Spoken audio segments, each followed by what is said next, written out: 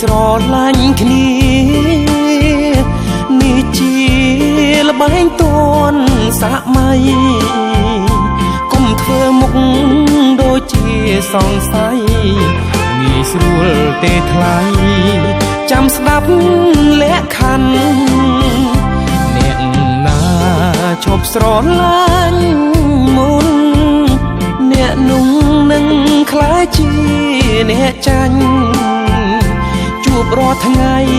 ជារឿងសំខាន់ហើយហាមកុំណាញ់ញ៉ាំអីមើលកុនចេញលុយស្មើគ្នា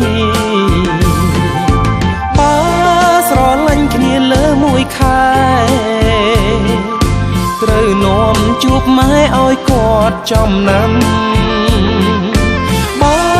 ស្រឡាញ់គ្នាលើមួយឆ្នាំ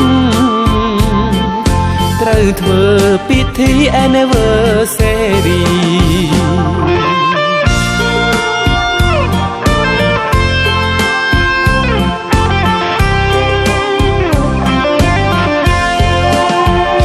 ត្រូវនឹកគ្នាគ្រប់វេលា